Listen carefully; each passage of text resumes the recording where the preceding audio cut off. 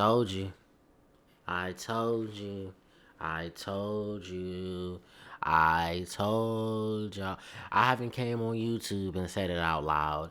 I ain't been on Twitter saying it out loud. I ain't been even on Instagram saying it out loud. But I told y'all since the beginning, he's not that good. He's a fraud. It's like that episode of Boondocks. I know some people might not get the reference, but it's like that episode of Boondocks when when I think it was Crystal, her name was, and they were surprised to see a pimp name slip back, and she eventually admitted it. Yes, I'm not gonna say the word on YouTube because I feel like my channel's too new to be like saying stuff like this to be exact, but yeah, he's a fraud. We've been saying this. Like, it's so funny whenever Steelers fans like try to talk themselves and thinking Tomlinson like golden all this. Like, okay, let me not be so like all over the place about it. Let me actually have a point. Cause this video has no point. It's just me gloating about the fact that I was right. First of all, just not even know. I'm not even go off of stats. I'm just gonna go off top of the dome because this is how much I paid attention to how much these people have not been good in Pittsburgh. First off, let's think about it. He won a Super Bowl, right? Okay, so let's think about that Super Bowl. That Super Bowl was because of the late great heroics of a Mr. Ben Roethlisberger. Say what you want about him the entire game. Say what you want to say. They had an elite defense who basically could coach themselves. I think he had Troy Polamalu at the time. And it doesn't even matter. That defense was just really, really, really great. So great defense plus comeback king and Ben Roethlisberger, because I don't care what anyone says. I feel like Ben Roethlisberger is one of the most underrated quarterbacks and one of the underrated clutch quarterbacks, because I don't care what you do throughout all three quarters. When not fourth, and even if it's like the last 30 seconds, you got to show me something. Ben Roethlisberger always does it. But main point is, he had the luckiest Super Bowl run, in my opinion. I feel like every Super Bowl run is kind of lucky, but in my opinion, his is the most bullshitest of bullshit I've ever seen in my life. First of all, second, as we keep on going along throughout the years, it felt like as if it felt like as if you had the Steeler way, but it didn't feel like as if like the Steeler way meant much as we kept getting farther and farther along in his coaching career. I feel like as if Tomlin got away with so much like mediocrity because he had a quarterback. He had good defenses. He had good enough development on the wide receiver side to keep Ben happy. Enough O line help. Excuse me. But he had all these things around him, and I will say he's a hell of a drafter. I think he can draft pretty well. But I think once he lost Ben Roethlisberger, it kind of exposed the truth, which is just like any team. It's like kind of like any team. You can be as competent as you want to be and get as many wins as you can in regular season. In the playoffs, you will get exposed. You will definitely get shown exactly what you are. Like, and that's the same. But that's the same thing for most coaches. But I feel like this is egregious for Tomlin because Stefanski had the same issue. You'll get to the playoffs, but because of some inefficiencies elsewhere, and it's not particularly their fault, but it's kind of like this thing was like, you cannot prop up I don't think he's a bad coach. I think he's a good coach with some decent development. But my problem is they try to prop him as like some king of kings, some coach of coach, some greatest coach of all time. He's a good coach, but he's nothing like fancy. He needs a quarterback. And my told you so moment isn't even me ragging on him. I'm gonna rag on him later. I wanna rag on him, just not right now. I'm gonna get to that in a second. We'll come in a minute. But my main, like, I keep saying the main point, I really don't have one. I just want to talk shit, to be honest. But main thing is, people in Pittsburgh treat him like as if he's some king when in actuality he's a false god. He's nothing to write completely home about. He has some solid traits, but without the quarterback, you're not going to get nowhere with him. That's because I feel like he's a good defensive coach. He can come up with some stuff, but he's nothing spectacular without Big Ben. And that's fine. Bill Belichick, as good as he needed that quarterback, and especially as the time went on, you kind of knew that he kind of needed that elite clutchness from Tom to really win. And that's fine. I just don't want a prop up. I just don't want to always hear people act like as if Tomlin can find a way in the Steelers' way. Just admit it. Ever since Ben retired, you have been, ever since the Killer Bees, y'all haven't been that great on offense. Y'all been either anemic, stale. Kenny Pickett. That's his literally his own category. Kenny Pickett is a new saying that I'm making up, which is basically to say terrible. Y'all been at best okay. Sometimes that offense, y'all haven't really moved the needle. And to be fair, the reason why y'all like this in the first place is y'all won't tank. Y'all don't believe in just losing and just trying to get a quarterback. Like in my opinion, I feel like the teams that end up doing better in the long run is the ones that just tear it all down from the bottom, restart, get a top 5 pick, get a top 3 pick, and just tear it down a little bit and just rebuild it back up. But the NFL doesn't have patience for it, and that's fine. But you're just gonna be stuck being mediocre. And that's the point. Y'all just mediocre. It's nothing to write home about. Yeah, okay, the Browns lost a lot. The Browns suck. The Browns suck. Okay, we suck, but what are you? What are you? Okay, we make the playoffs every once in a while. You're making it every time. You've been making it plenty of times and don't do anything. Like, it doesn't make sense why y'all keep hyping up y'all season like as if it means anything. Like, okay, you beat us in the regular season one time. Not one time like as if that's been like this last year. No, usually we split it or y'all win both, but usually we've been splitting it. And to be honest, it doesn't mean nothing because when y'all get to the playoffs, you're just gonna shit the bed. Y'all offense is too anemic. It's not gonna do anything in the playoffs. It's just gonna suck. Like it's not gonna do anything fancy. It's not gonna pull out any good plays. Aaron Rodgers old. He's decrepit. Hell, he was struggling against Myles Garrett. What if we just saw what one man wrecking crew, which there's plenty of other good players on our team and in the Browns team, but one man basically terrified this man for the entire game. What made you think going against the defense that the Texans had was gonna be any better? And y'all can say all y'all want. Oh, we don't lose on Monday night in the playoffs. Oh, this and that. It didn't hold up because at the end of the day, it's a fallacy. Your offense is stagnant. It sucks. Your defense drags you through most of your games. It keeps the score low enough for y'all to just casually win to field goals and anemic shit. It's slow. It's old. Now let's start talking about some individual people. TJ Watt. Hi. How you doing, buddy? I hope you're doing well. I know your lung got punched. I'm not gonna make fun of that, but I hope you feel better, okay? Cause you're not better than Myles Garrett. You bitch and moan and whine when he won his Defensive Player of the Year because what? He was just better than you. I'm sorry, but if a grown man, like, I'm putting in perspective, a grown ass coach, the year that Miles won it, a grown ass coach picked two big ass people, grown ass men, to follow this man back and forth and got a false start. Not a false start, just run out the clock. Or a timeout. I can't remember how exactly that went. But then that is not even the important part. But the second they reset, got back on the field, he got a sack. What made you think you deserved that Defensive Player of the Year? What made you think you deserved that year? And then let's talk about this year. You're getting old.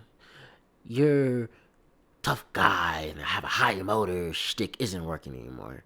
You're still good, but you're going to be like Von Miller now, which is, yeah, I remember when he was great, but now you're just average good. You're not like the greatest in the league. You're just average good now. And that's fine, buddy. Maybe next year you'll do better. But you are the most talked about player that don't even deserve it because you had a good streak. Hell, your brother is better than you by a country mile. Right now, the battle with Myles Garrett and TJ Watt doesn't exist. It's like my good, not even, I'm not about to say friend, I'm trying to figure out how to say this. My favorite YouTuber once said, it's like Carmelo and Bron. It was cool for the first few years, but when that gap widened, could you notice it? Miles is now a two-time defensive player. He's going to be two-time defensive player of the year. And guess what? Guess what, buddy? Guess what? He got better. I saw his big ass get better at the beginning of the year. You just look anemic now, and that's fine. So I wasted a section on TJ Watt. So let's waste some more time. I just want to run up. I just want to run it up today. Let's what that dude from the boys say? What he said? Let's blow this popsicle stand or whatever the heck he said. I feel like him right now. I forget his name, but I feel just like him. I forget. It's not Soldier Boy. I forget his name. I'll put up a picture of him when I remember it. I mean, not remember it. If I remember to, I'll put a picture of his face. But oh, Homelander. Never mind. Forget what I said like 2 seconds ago. I feel like Homelander right now because I just feel so vindicated. Oh, also by the way, you traded probably one of your best defensive pieces, Emeka Fitzpatrick, has been keeping your defense afloat for a while. He's gone and it looks all right. Hey, Patrick Queen, how's this over there in Steelers land? It looks good. You might not even be doing bad, but I don't care. I'm just hating right now. I don't think he look good. Let's see who else. Let's see who else. Oh, I figured it out. A-Rod. A-Rod. Aaron Rodgers. You know what? What is that expression again? That I forget how it goes. I don't even care right now. I just feel like hating. Sometimes you watch your favorites, your legends, hoop for so long that when you finally see him hit a snag in the road, it's kind of sad. I'm not gonna lie to you, buddy. You should have taken a Brett Favre route. I feel like you would have got farther with that one. Honestly, I really think you should have just completed the Brett Favre route tree. Like genuinely, like like my issue with A-Rod going to Steelers in the first place was it was never going to work that well. Like, A-Rod is old now who came back from Achilles injury. As well as he was hooping at some points, it's not like as if they was hooping. It wasn't bushing out the water. That wasn't impressing me. They was facing mediocre defenses, if not mediocre defenses. As soon as they came up against a challenge, it was just a tiny bit of challenge. It was a little bit hard for them, wasn't it? Yeah, it was a little hard. Yeah, A-Rod can't do what he used to do. And to be honest, I don't trust Aaron Rodgers in the clutch. I never have. I don't care how many times I try to make it seem like as if he's a clutch quarterback. I've watched this man shit the bed in playoffs way too many times for my liking. Like, I can say it's the defenses, it was his defenses. I ain't gonna lie, I feel like he's just a bed shitter. He has the same Peyton Manning to him was like, I don't trust you in the last. Like, you could be as perfect as you want to be other times, but in that playoff scenario, when the defense get a little tighter, you seem like a little anemic. And to be honest, I would say he was a little bit clutcher when he was younger, but he didn't start having this weird non-clutch factor until like later in his career. And it didn't help that when Brady, the greatest quarterback of all time, he's better than you. Aaron Rodgers, yes, he is. When one of the greatest quarterbacks came into your yard and basically bitched you, like, you can say the defense didn't do shit. It don't matter to me. I watched my GOAT, Tom Brady, basically dog walk you, and you just looked like a fool, and then people blaming this, people blaming that. No, you're just not clutch. You're just not really clutch. That's fine. And to be honest, you didn't have to be clutch tonight because your team went out there and put up a shitty performance. And not just them, it's you. You're old. Go to bed, old man. Can you please retire and go do ayahuasca, man? Like, you are one of the best quarterbacks of all time. I loved watching you when you was good, but it's not it no more. You just need to get out. I'm gonna say this harshly. Aaron Rodgers is the epitome of what happens. How do I describe this? It's when you get it. That's a crazy stutter. Aaron Rodgers is what happens when you give pothead too much athleticism. Like, you know that one person in your PE class. Like, this is all for young folks, or hell, some old folks probably remember their high school life. You ever seen that one person in PE that's kind of a fuck up, does all kinds of shit, risky shit? Like, they should not probably, like, they do all kinds of like things that will do some irreversible damage to your lungs, and they just for some reason dog walking, like, they will just do some incredible shit.